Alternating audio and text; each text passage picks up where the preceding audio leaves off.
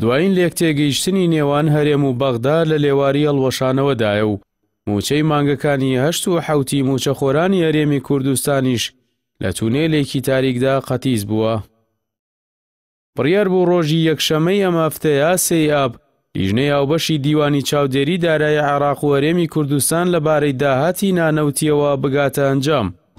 بەڵام 2 هەفتە تێپەڕیوە و دۆخەکەوە خۆی ماوەتەوە. وە پێی زانیاریە ڕۆژنامەوانیەکان لیژنەکەی عێراق دەرەنجامی گفتوگۆ بێئەنجامەکانی گەیاندۆتەوە محەممەد شیع سوودانی سەرۆک وەزیرانی عێراق. میدیای پارتیش باسی لەوە کردووە لیژنەکە داوای 2 مانکاتی زیادەیان کردووە بۆ ئەوەی کێشەی داهاتی ناوخۆی هەرێمی کوردستان لە بنەڕەتەوە چارەسەر بکات.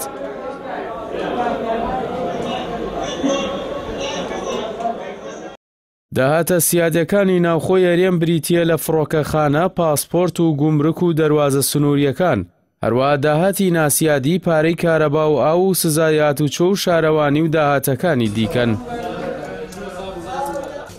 سەرەڕای ڕێکەوتن و لێکتێگەیشتنەکان هەرێمی کوردستان دەڵێت بە پێی یاسای بودجە تەنیا لە 150 داهاتی سیادی دەنێرن کە مانگانە 50 بۆ 60 ملیار دینار دەکات. بەڵام عێراق دەڵێت ئەو لە 150 لە کۆی داهاتی ناوخۆیە و بە سیادی و ناسیادیەوە هەر بۆیە نابێت لە 120 ملیار دینار کەمتر بێت. ئەمە شوای کردووە هەرێم تەنیا یەک جار بۆ مانگی 520 ملیار دینارەکەی ناردووە و نیازی نییە جارێکی دیکە هیچ بنێرێت. تەنانەت میدیای یەکێتی باسی لەوە کردووە حکوومەتی ماوە بەسەرچوو ڕازی نەبووە لیژنەکە سەردانی هەولێر بکات، هەر بۆیە راپۆرتەکەیان لە بەغداوە نووسیوە. جگە لە لیژنەی داهاتی نانەوتی، هەرسێ لیژنەی نەوت و بودجە و تەوتینی موچە لە نێوان هەرێم و بەغدا هێشتا کۆ نەبوونەتەوە و راپۆرتیان ئامادە نەکردووە. ئەمە شێندەی دیکە ئاسۆی چارەنووسی ڕێکەوتن و لێکتێگەیشتنەکەیان لێڵ کردووە. ئاڵۆزیەکانی دۆسیەی ڕێکەوتنی نێوان هەرێم و بەغدا بەردەوامە. تا ئێستا بەرهەمی نەوتی هەرێمی کوردستان ڕادەستی کۆمپانیای بە بازاڕکردنی نەوتی عێراق سۆمۆ نەکراوە کە یەکێک لە سەرەکی ترین مەرجەکانی بەغدایە بۆ ناردنی موچە.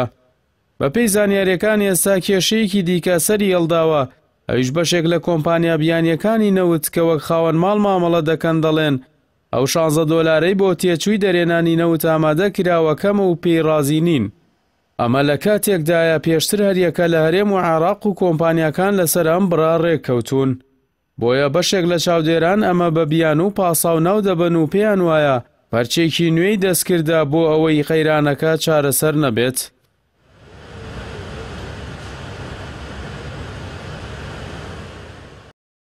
حکوومەتی ماوە بەسەرچووی هەرێمی کوردستان کە دەستی خستووەتە خوڕگی موچەخۆر و هاوڵاتیانەوە هێندە لە دۆخەکە بێباکەوە کەوەی نەبایدی بێت نەباران، تەنانەت بەهۆی ئەوەی مەسرور بارزانی لە گەشتی دەرەوەی وڵاتە سبەی کۆبوونەوەی ئاسایی ئەنجومەنی وەزیرانی ماوە بەسەرچوو بەڕێوە ناچێت و چارەنووسی موچەی مانگی حوزەیران و تەموزی ڕابردوو هەروەها مانگەکانی داهاتوو بەنادیاری ماوەتەوە.